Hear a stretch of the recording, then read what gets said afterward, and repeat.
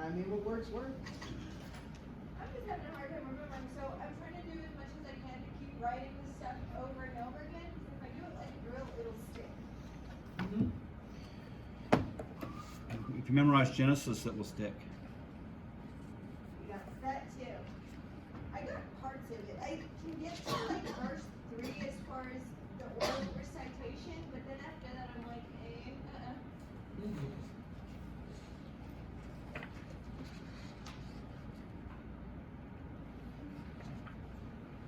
Bereshit bara Elohim et hashamayim va'et haaretz. That's the first verse, right? Okay. Y'all ready to get started? Yeah. Okay. We'll wait for that camera to turn on, and we'll be good.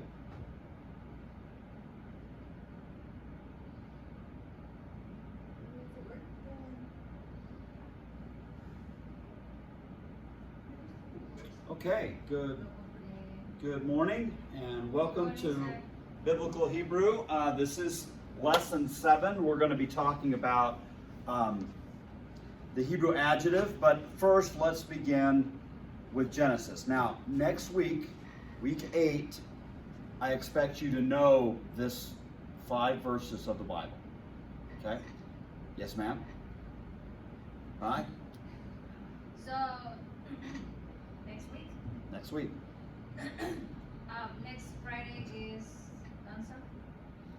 Another Danza? Labor Day weekend. Oh, is it the 4th? Yes. So you get 2 weeks to practice, but the next time we meet is lesson 8, and that is 8 weeks in a 5-verse text.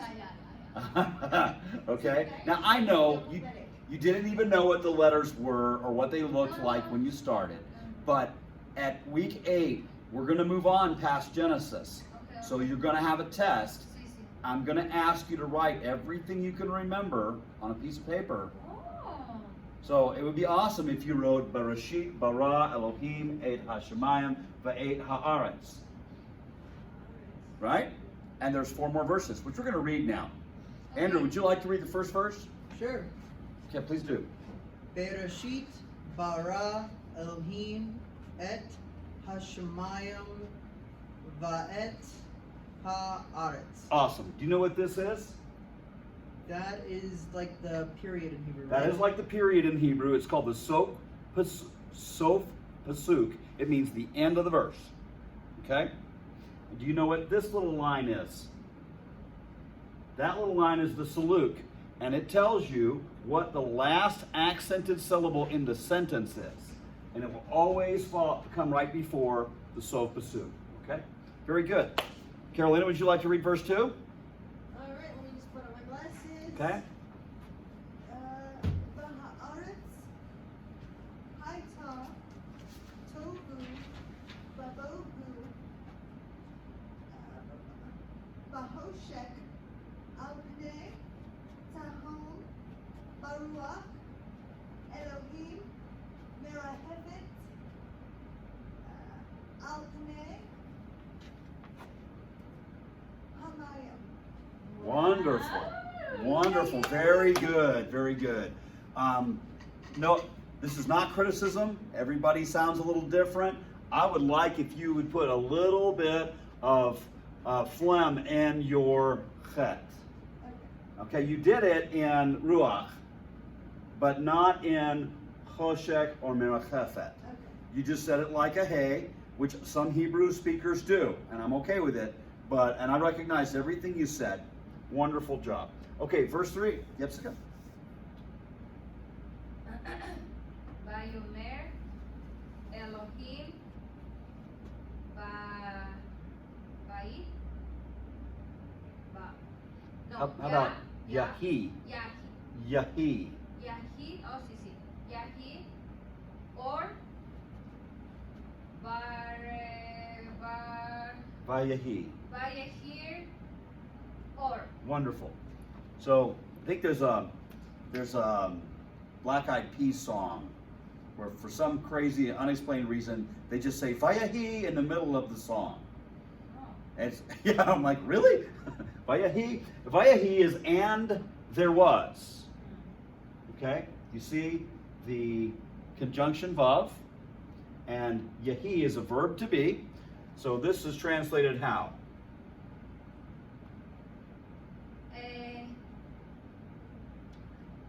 And Elohim, Uh-huh. I mean God, God uh, said, okay, see, and God said, yeah.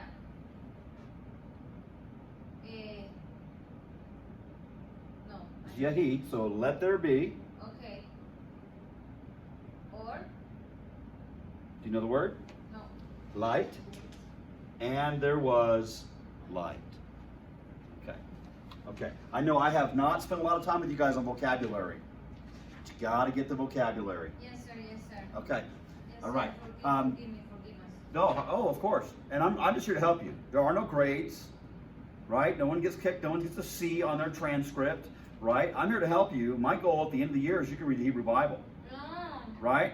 And we're going to all progress at different ways, and we're all going to get hung up on different things. This kind of helps me figure out where your weaknesses are and where your strengths are. By the way, your homework is awesome. Your homework is great, so I know you're doing fine, okay?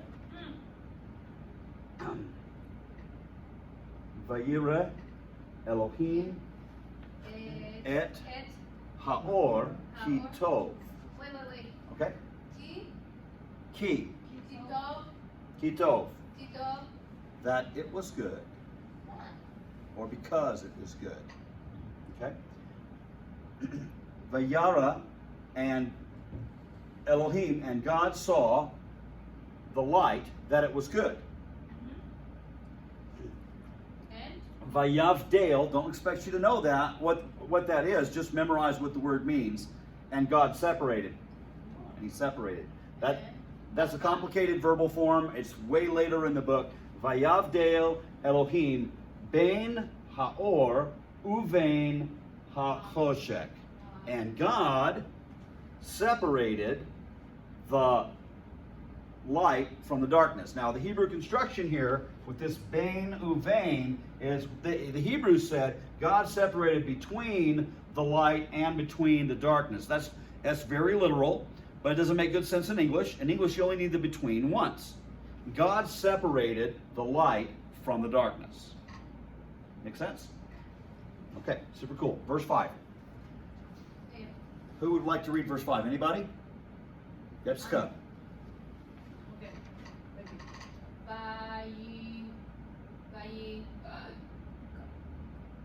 Okay. Vayikra. Vayikra. Vayikra. Uh-huh. Vayikra. Good. ¿Dónde vamos? Elohim, Mhm. ahí está ahora.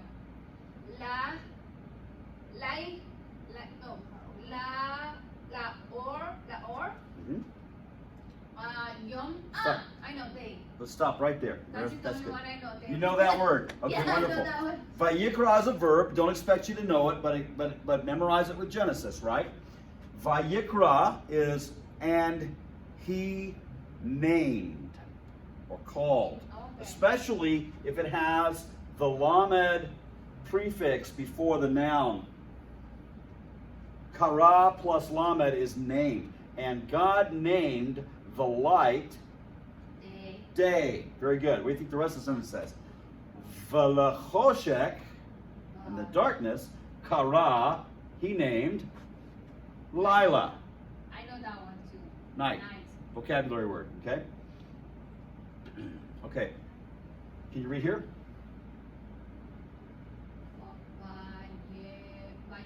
Vayir. There you go. There it is. Vayehi. Erev. Erev. Erev. Uh-huh. Vayeir. Vayehi. Vayehi. Oh.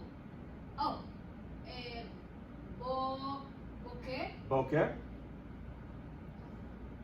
Oh, Yom. Yom. Yom. And the last word, Echad. Echad. Echad. Echad. Echad. Okay. Okay. All I do is just kind of close my soft palate a little tiny bit to get that sound. Andrew? Yes, I just noticed this, but in verse 5 towards the end it says boker, but it has that holum, and I can't remember what the name for the U one is. Why is Second. it both that vowel on boker? What's that? On boker, on verse 5, Got a holum here. it's got a holum, but it's also got the U vowel. I can't remember what it is. It does not have a U vowel. That is a disjunctive accent. And Okay. I haven't taught it to you. Okay, because I was like, why is there two vowels? You'll not see that in your Bible. You'll not see that in your text. You'll see it in the Bible. That's just an accent mark. Okay. It's a disjunctive accent. It separates this part of the sentence from this part of the sentence. Okay. Okay? So we said boker because that's the form you learned in the lexicon, in the vocabulary. But there's no dagesh there. So how would we pronounce that? Boker. Voker. Everybody with me? Okay, super cool. So let's translate this sentence. Wait. Sorry, sir. No, you're okay. Let's translate this sentence. Where does it start? Oh my goodness. Okay. Vayikra Elohim. What's that say? Vayikra Oh. And he created, Elohim, sir. and God created, And God named named, Laor Yom. And God named the light day. V'choshek kara laila. And he named the darkness night. Okay? Notice that the God is not restated. This is a verbal form you haven't seen yet, but it's third person masculine singular, and the actor in that verb is back here, Elohim. Third question. So how is that term singular masculine when? So how that fits? How that match with Elohim, which is plural? Okay. Elohim is plural, you said. Well, give me a minute. We'll finish the sentence, and I will answer that question. Is your question about the sentence? Well, that was, I think what I read somewhere is that it's only plural because it's an honorific plural. Oh, yes. Well, I guess we'll answer the question now. Yes, it's a plural of majesty. Okay. And it's going to consistently, when it refers to the God mentioned in the Bible, God of Israel, consistently, that God is called Elohim, plural. So that means. But Oh. Go ahead. the verbs that are used to describe it are masculine singular, consistently. Okay. Okay? Now sometimes you're going to have Elohim, and it's not referring to the God of the Bible, it's referring to the gods of the nations. And you'll be able to tell because the verbs are now in the plural. So, because right there, it's like confirmed to me that there is the Trinity. Like, Oh yeah, so you want to talk about the Trinity in Genesis 1. That's a theological question, which I'll be happy to address, but I got to teach you Hebrew first. And there's this little word right here, Echad, which means one, Yes, one. right? That has some meaning for the idea that God is one and God might be plural. You have to make your decisions as you read Genesis. I think it's dangerous and maybe not responsible to immediately import the Christian theology into the text and say, oh, Elohim, so it must be true that there's a Trinity. I think that's importing more than you really can with the fact that they've used this plural ending to mean something other than plurality. But in John 1:1. Jessica, I'm with you 100%, and I agree with you. But when we're talking about how to read the Hebrew Bible, I'm asking you not to rush to a theological conclusion until you understand the grammatical construction. I agree with you. In Genesis chapter 1, let us make man in our image. It's plural. The verb is plural. You go, oh my goodness, what can that possibly mean? But even that is not enough to establish three, right? More than one at least. More than one at least. I like that. And that's what this word echad means. And if you look at Deuteronomy 6, he says, Shema Yisrael Adonai Eloheinu Adonai Echad. Hear, Israel, the Lord our God, the Lord is one, is a traditional translation. I don't think that's the best translation. But that is a statement that our Jewish friends are going to say is a statement of monotheism. That there's only one God.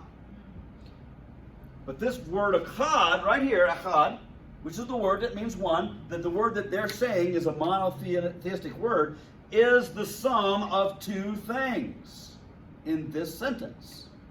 Look at this. And God named the light day, and the darkness he called night, vayahi erev, and there was evening, vayahi voker, and there was morning, yom echad, day one. So there, the use of this word echad, which our Jewish friends are going to say, it's monotheism, it's one God. It's about oneness. Well, oneness is, day one is the joining of an evening and a morning to make day one. So there's at least one example of how the word echad is used to list a unity of multiple things. And if we're describing God as echad, I'm not sure that's the best word for a single entity, unless it's a complex entity. Like a day is complex. It's got morning, it's got evening, it's got night, it's got midday, afternoon, all kinds of different words that we describe aspects of a day. But now we're way far from me teaching you biblical Hebrew, and we're talking about Christian theology, and that's what I don't want to do. Okay. Sorry. No, it's okay. It's okay. But you know, you could come to these conclusions if you take into account the whole Bible, which you're about to do, and talk to me about John 1. But what I want you to do is be able to go, Elohim is a plural. Why? You ask that question, and the answer is this is a plural of majesty, an honorific. Okay, super cool. Let's move on from Genesis. 2 weeks from now, I'm going to test you. Please know it all. Please know every word from memory. Know it in English. Know it in Hebrew, so you can write it down. Okay, wonderful. Let's move on and talk about Hebrew adjectives. Now, this is where we begin Hebrew. We've learned little bits and pieces, letters and shavas and vowels and conjunctions and the definite article, but now we're going to start talking about Hebrew words and how they're formed and what they look like. Okay? This is lesson 7? This is lesson 7, yes ma'am. Hebrew adjectives. Awesome. Okay, so I got to tell you what the word inflected means, because it's on the slide 3 times, but that's not a word that we use all the time. Okay, it means change. Okay, English words, the English language is only mildly inflected, right? So we have the verb to run. That's the infinitive form, to run. I say, I run. I ran. I will run. If I'm talking about somebody else, I say, Andrew runs. So we put an S on the end when we're talking about the third person singular. Andrew runs. Or the third person plural. The company runs. Industry runs. So we change the word run a little bit by adding an S, but Hebrew does it a lot. In fact, we have a lot of little helping words that help us in English determine tense and things like that. And Hebrew inflects for gender and for number. So Hebrew changes, the word makes a change for number or gender. Okay? In English, we don't really have grammatical gender. We don't have it. I mean, all nouns are just nouns unless it has to do, with biological sex. We don't really have gender words, words that are identified by gender. But this is a word that tov, who knows what tov means? Oh, what is that? Tov. not boat, is it? Tov. It's in Genesis 1. Okay? Vayara Elohim Haor Ki Tov. And God saw the light that it was Good. good. Very good. This is why I want you to memorize Genesis, right? Because all this stuff applies. The word tov in the masculine singular form is spelled tov. We got a tet, a holum, and a bet. Okay? Simple word. Now, if you're going to look up a word in your glossary in the back of your text, or when you get your lexicons, in your lexicon, you'll look up the masculine singular form, the uninflected form, like the base form. Does that make sense? So there's no red letters here. The red letters show the inflection. They show the changes. So let's say we go from the masculine singular to the masculine plural. We learned plural endings already, didn't we? There you have it. The masculine plural ending, tovim. Tovim. The feminine singular, it inflects with a comma's hey on the end of the word tov. Simple, right? Everybody understands this? And the feminine plural, tovot. We already learned masculine plural endings in the feminine and singular. So why are we seeing it again? Because this word tov is an adjective. It's a modifier.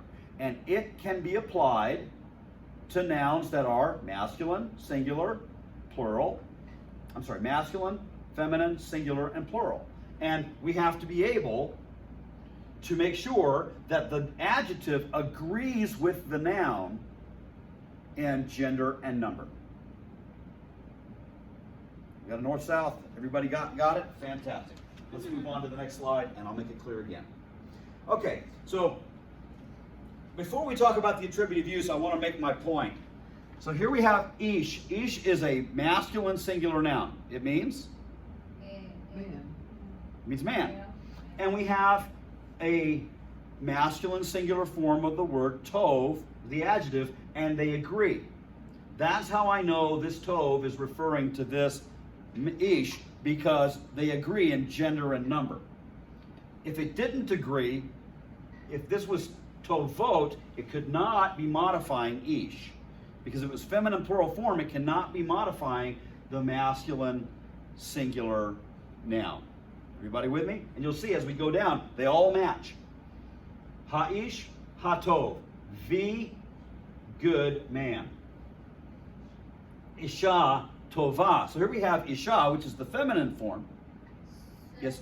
So that one, if I read it, it's going to be the man, the good, right? We're going to get there in a second. I just want to show Okay. you that the adjectives agree with the nouns in gender and number. Does everyone understand this? Yeah. Okay? Ha-isha, ha-tova. This is feminine, that's feminine. This is feminine singular, that's feminine singular. Okay, I won't beat that drum. Can I find a feminine plural? Here we go. Nashim tovot. Nashim, feminine plural. Tovot, feminine plural. Okay. The na is that the? No. Okay, remember that the plural of isha is irregular. Oh. It's Yeah. nashim.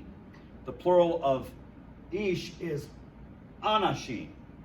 It's an irregular, it forms its plural irregularly. But that's not the lesson today. The lesson today is that the adjective agrees with the noun in gender and number. Okay, now let's talk about the attributive use. The attributive use explains something about the noun. It is an attribute of the noun. Okay? In this case, the adjective is tov, is telling us that the man or the woman or the men or the women are good. Okay? So we have ish tov, a good man. Remember, in Hebrew, there is no indefinite article. We just supply the word a or an, in English because we need it in English. They don't need it in Hebrew. Okay? Ha'ish, hatov. This adjective agrees with this noun in gender, number, and definiteness. Notice the definite article on hatov. Okay? Notice the definite article on ha'ish. Now, they agree. And this is articular, so you'll translate it, the good man. Now, Yepsica was asking, hey, do I say the man, the good? No, you don't. That's literal, but it's not good English. This is just telling you that this belongs to this. This adjective modifies this noun. Okay? Try and stay away from grammatical language that isn't so helpful. This belongs with this. This adjective belongs with this noun, and because the noun is articular and the adjective is articular, we know it's the good man. It is definite. Okay, good. Let's look at the others. Isha tova, a good woman. Ha'isha ha'tova, the good woman. So everyone understand the attributive use. The attributive use is it assigns some kind of attribute to the noun. The rotten fruit, the beautiful song, the delicious supper, the old banana. Yeah, exactly. Exactly, the expired banana. Very good. Now let's go on. There's a couple other uses I need you to know. The predicative use. This is where the adjective is used like the predicate in an English sentence. You go, oh my goodness, I can't remember what the predicate is. So let me tell you. Let me tell you the English that you need to know so that you'll understand the Hebrew. In English, we have word order that goes like this. Subject, verb, object. Okay? Yepsica ate the old banana. Yepsica ate the old banana. The subject is Yepsica. The verb and everything after it is the predicate in English. Okay? I know 66% of the students in class today, English is not your native language. So let me remind you, the verb and everything after it in an English sentence is the predicate. When you see it like this, the predicative use is what we do. We supply the English verb to be. We add it in. It's not in there. There's no haya in there. Right?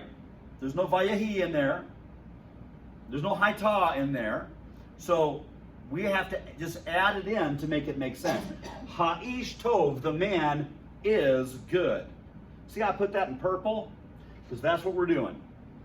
We're adding in the English verb to be. Now the adjective becomes the predicate of the sentence.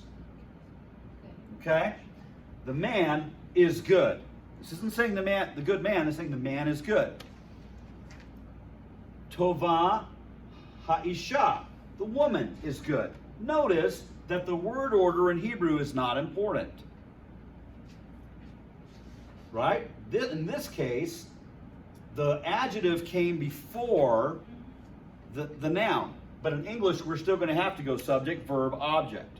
So we create an English sentence here by putting the noun first, the subject first, and then we supply the verb to be, and then we have an adjective that agrees with the noun in gender and number.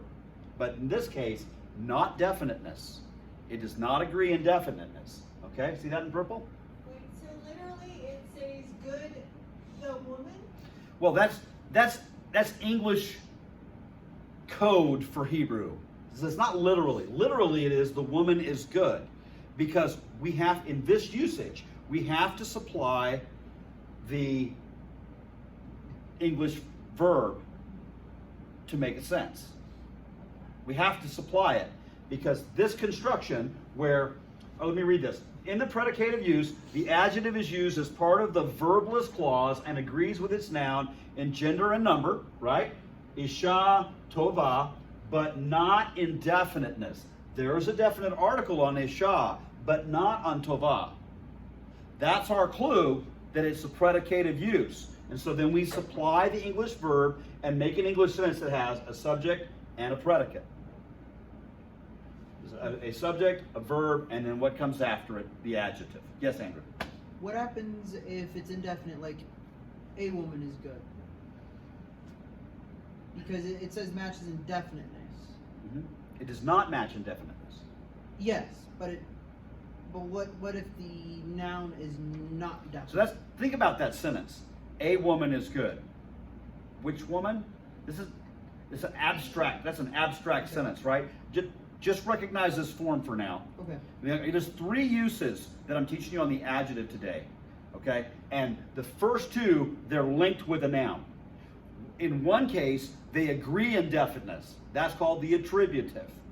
Okay? The man is good. But you have to be talking about a specific man for you to say that he's good. Okay? A man is good. Well, I'm sure that's true, but that's not a construction that you can make this way. Okay? The other one is predicative, so it becomes an English sentence. The woman is good. Okay?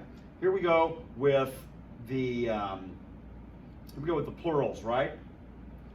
Tovim ha'anashim. Makes sense, right? So you'd say the men are good. Men is plural. Men is articular, definite. We supply the English verb to be. For the plural in English, that's are. The men are good. Great. Let's go on to the third usage. We're doing good on time. We can discuss this at length because there's not that many slides. Okay, the substantive use. The substantive use, the adjective is used by itself. There's not an accompanying noun.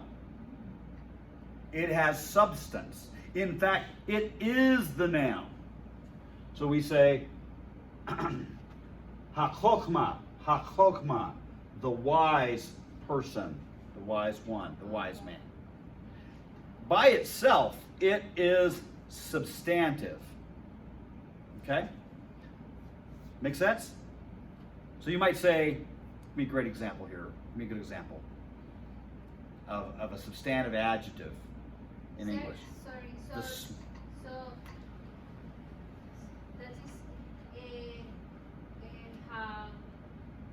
the first one. He-chokmah. He-chokmah. He's like, Yepsika's going, okay, why does that have an O sound and not an A sound? No, I remember, but what I'm saying is, ma is how that if is, so. Oh, I'm right? sorry, I mispronounced it. No, but I am, okay, I'm watching it here that, okay, never mind. You know what, Yepsika, I mispronounced it. I said the wisdom, but this is the wise person. He-chocham. He-chocham. Never mind. That's not what you're pointing out to me. But I did get it wrong, and I want to tell everybody on the World Wide Web, since we're broadcasting live, that I got it wrong. Okay, so here we go. You can edit, sir, you can edit the Hatova. Hatova. Hatova. Hatova. The good woman. Because it's feminine. The good one. The good person, but it's a feminine person. That you wouldn't find the word Isha in the sentence. It's implied. This is a feminine person or thing, but it's the good one. Okay? Ha-gadolim. Ha-gadolim. The great ones. But it's masculine, so we could say, you could translate that to great men. Okay? How about this? Ha-sadikot. Ha-sadikot. The righteous ones. But it's feminine, so you might say the righteous women. Context is going to help you here. But you need to know that sometimes an adjective doesn't have a noun that it modifies. Instead, it behaves as a noun. That's called the substantive use. I'm not going to quiz you on the categories. You just need to be able to recognize them and translate them correctly in sentences. I'm not going to say, is this a substantive use? I'm not going to do that. I'm going to give you the sentence and ask you to read it and to translate it, and you have these 3 choices. Want to review these before we go on? For the word righteous, you said the pronunciation for the plural, feminine plural, ha sadikot. You know what? And that's my bad pronunciation, because that kof is just a hard K. Sadikot. Sadikot. Okay? All right. This use is more abstract in nature, isn't it? I don't know what you mean. Like, it seems like it's all referring to like an abstract group or an abstract person as opposed to a literal. But in the sentence, it's going to have a context, right? Mm-hmm. So you might say, the wise man lives in the city of Colorado Springs. Now we're talking about a real person, a specific person, but he's the wise person. The only thing is the word person doesn't appear in the sentence. It's just a substantive adjective. Does that make sense? Okay. Okay, let's go back. Attributive use. The attributive use agrees with the noun that it modifies in gender, in number, and in definiteness. And we're going to just use it to describe the noun. A good man, a good woman, the good men, good women. The predicative use, we have to supply the verb to be. We can identify it because the noun is definite, but the adjective is not. It still agrees in gender and number, but not in definiteness. So you have ha, ish, tov. The man is good. If we're going to say the good man, then it would have to be ha, ish, ha, tov. Or a good man, ish, tov. But this says ha, ish, talking about a specific man, then we have to say is good. Great. Okay. Substantive use, the adjective performs, acts, behaves, and is treated like a noun on its own. Okay. Certain adjectives do not change their spelling with the addition of inflectional endings. They break the rules. Okay? Tova, tovot.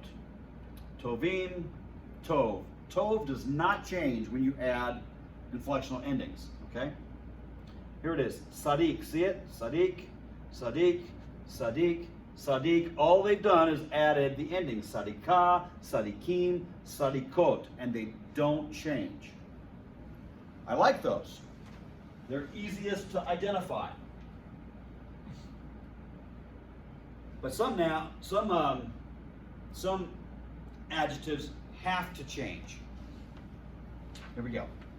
When the open pretonic syllable of the masculine singular adjective, as in gadol, becomes the propretonic with the addition of inflectional endings. Now, see, that's one of those academic sentences that's difficult to follow. When the second syllable necessarily becomes the third syllable because of an ending, it has to reduce. You've seen this before. It's propretonic reduction. Good. Both of you guys are understanding that. Gadol becomes gadolah. Gadolah. See how that comments is reduced to Shavah. Nothing new. This is propretonic reduction because it is the third syllable from the accent. La is the accented syllable. Do is the second syllable. They're calling that pretonic. And G has to be reduced. Just like Elohim. You say the first vowel quickly so it just becomes a Shavah. Thoughts? Great. So, with me if you would. Gadol, Gadolah, Gadolim, Gadolot. Okay? This open syllable has to reduce when it becomes the third syllable from the accent. Okay. Let's look at Zakein. Who knows what Zakein means?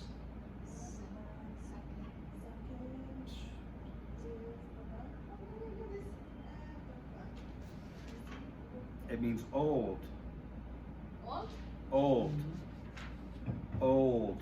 In English, O-L-D. Ah, okay. Having many years of life. White-haired.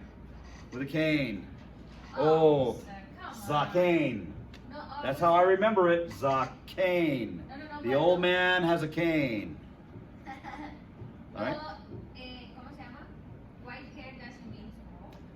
Now, the Bible says white hair means wisdom, and you're supposed to Yeah, stand up when the exactly. white-haired person comes into the room. Yes, yes. Okay, Zakane, Second. Zakena. Now, notice that comments reduces to a shavah because it becomes the third syllable from the accent. Propretonic reduction. You already know this. Zakane becomes Zakena when you put that inflectional ending on for the feminine singular. Okay? Zakane becomes Zakenim because it's the third syllable from the accent. Here there's only two syllables. Zakane. Here there's three. Zakenim. That's the accented syllable, that's the pretonic syllable, and that has to reduce. Everybody got it? Okay. Zakenot. Zakenot. Zakenot. It loses that comet sound. It loses the comets when it becomes a three-syllable word. Okay. Let's look at some more examples. Yashar. Yashar. Yeshara. Yeshara. Yesharim. No, ma'am. Yesharim. Don't say say Yesharim. Just say it fast and I won't know. Yesharim. Yesharot. Yesharot. So what that means? Upright?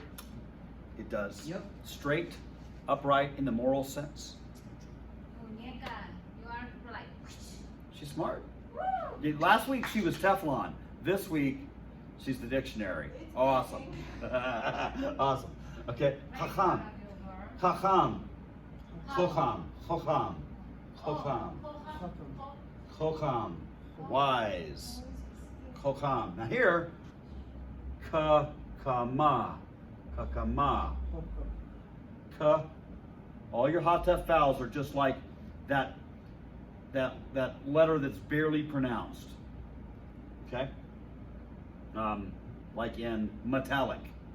Metallic. Does it say, is it metallic? That sounds like you're mispronouncing it to make the point. Metallic, right? Kakama.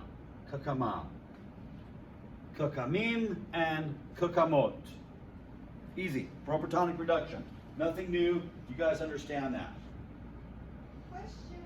Yes, ma'am? What is the difference between, what is that, Yashar and Sadikot? Oh, well, one is upright and the other is righteous. Sadak, Sadiq, that's the root for righteous. Sadak is righteous. You'll need to consult the lexicon and you'll have to pay attention to context to really see the difference. That confused me. In English, they're kind of related words, right? But God determines who's righteous. So, does one refer to righteousness in the sense of morality and then the other one in the sense of the law? Is that what it is? I think, well, Yashar would be in the sense of morality.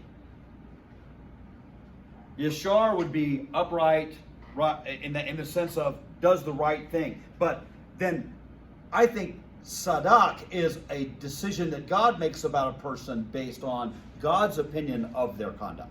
Okay. Like Job? Like Job. Yes. Consider my servant. Or Abraham? Yeah. Or, Those are Sadakim, righteous men. yeah. See how I use that adjective there in the substantive sense? Sadakim. Those are righteous men. Job and Abraham.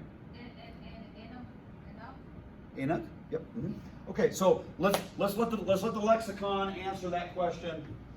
And you know what I'm going to do? Next time when you come in, I'm going to have a little brief presentation on the difference between Yashar and Sadak. Thank you.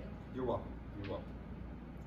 All right, with adjectives ending in sagol he, the masculine singular such as kase, the sagol he ending is dropped when the inflectional endings are added. Kashe, kasha, kashim, kashot. Don't know why, just know that this sagol is going to inflect when you add an ending, an inflectional ending. Okay? Here we have another example. Yafeh. Who knows what yafeh means? Beautiful. Actually, this is handsome because it's masculine singular. Okay? Like Andrew. Handsome. Yafeh. I wish. So do I. Yafa. Yeah, I gotta look at you. Yafa. Beautiful. Yafim. So here we're saying if it's substantive, those are the beautiful men. Those are the handsome men. But you know there's two other uses. There's the attributive use. You say the men are handsome. Or you could say that's the predicative use. The handsome men, the handsome ones, or the men are handsome would be the predicate use. And here we have for the women, yafot, yafot. Okay? In none of these does the sagol remain. Only in the masculine singular is it there. And then it drops out because the inflectional ending takes the sagol's place.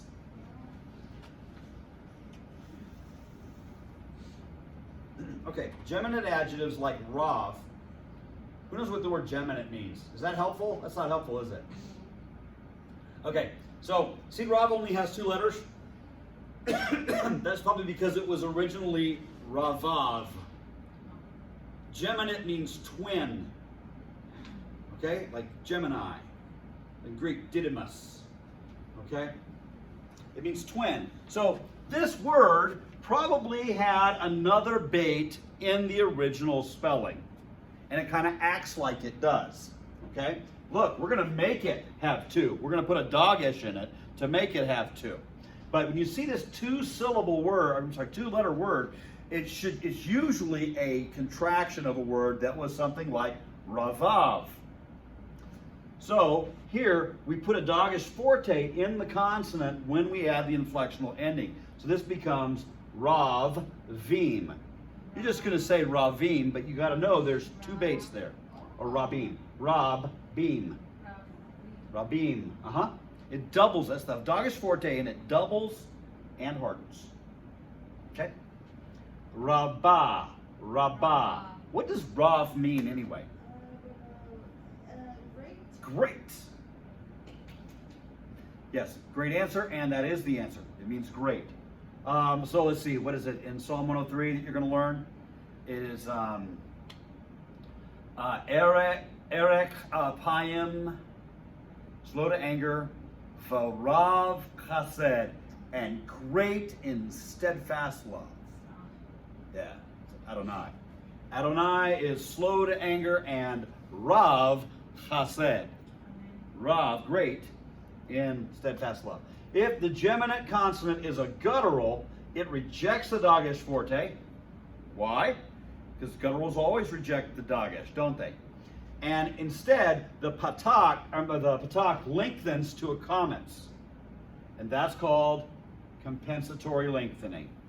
It compensates for the dogish that cannot go into the guttural by lengthening to commence. Who knows what ra means? Evil or wicked. Evil or wicked. So we got ra, we got the wicked dude, and we've got ra'ah, the wicked gal, ra'im, the wicked men, and ra'ot, the wicked women. Got it? Awesome. Jessica's making faces back there. Oh, no, because I haven't studied the vocabulary. Yes, ma'am. I understand. That's it. That is it. Okay, now, we have time to work on vocabulary. What are your questions? There's a different spelling for raw that ends in the kuf, I believe. How do you pronounce that? Spell that for me, please. It's Reish, Het, and then Holem Vav, and then I believe it's kuf. Resh, Chet, Holem Vav and kuf. Hom, Vav, And kuf. and what? Kuf. The Okay. looking one. Rakok. Rakol. Rakok. It means far away. Rachok. Rachok. Okay, so let's talk about, there's one more thing in the text I want to teach you that's not on the slides. And I'm going to need my glasses for that.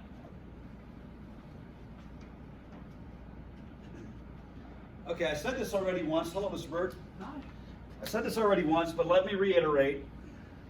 When you go to look up an adjective or a noun in the lexicon, you will look up the masculine singular form, the form without the inflectional endings.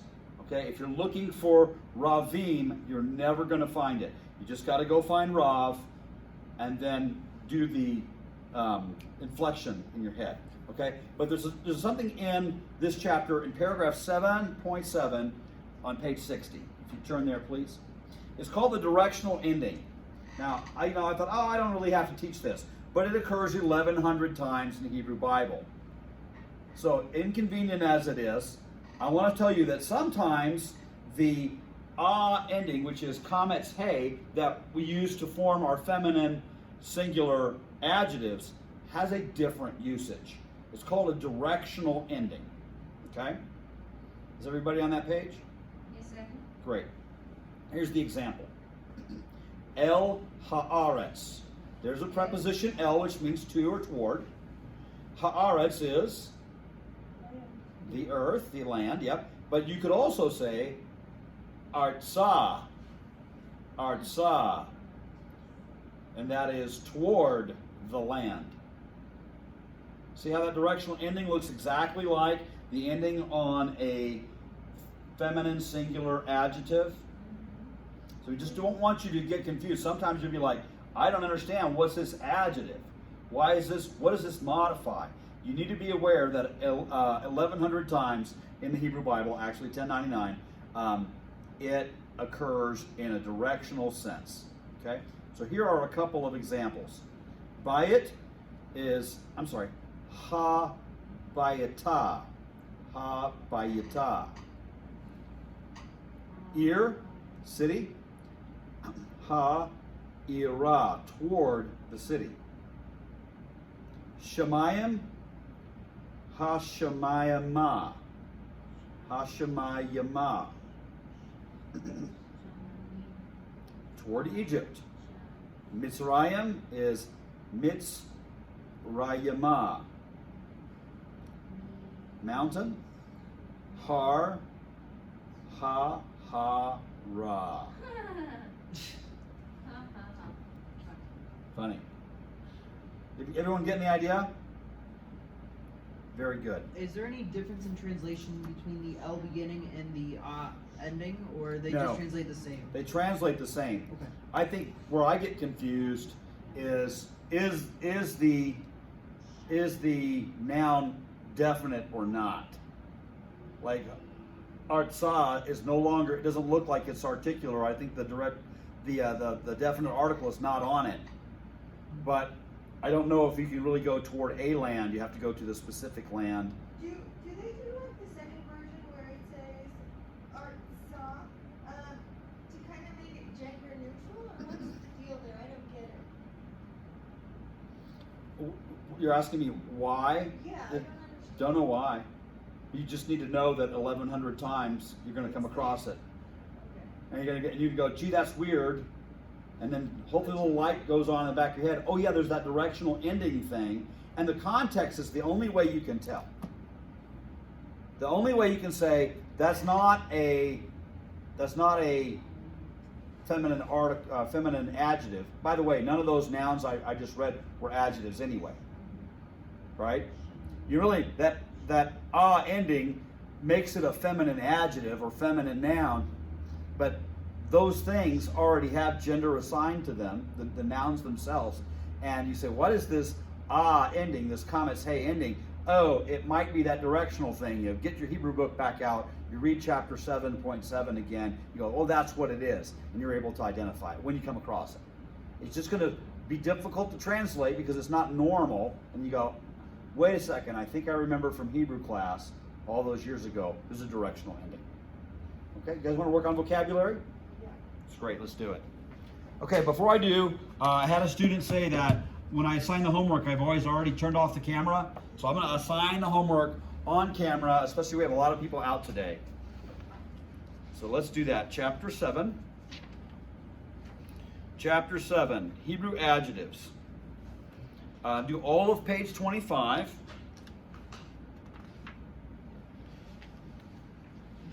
Parsing on page 26. Do the even numbered parsing.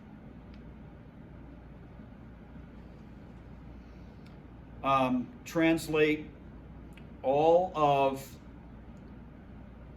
the paragraph 3, all 10 of these on page 26 and 27 from Hebrew to English, and translate the English to Hebrew on 27. So you have to do the whole chapter, except you only do half the parsing. Okay? I think that's it. I hope that's it. There's number 5 too. Oh, there's a number 5? Bible translation. Tell you what, don't do number 4, English to Hebrew, but do all the Bible translation in 5 on page 28. Okay?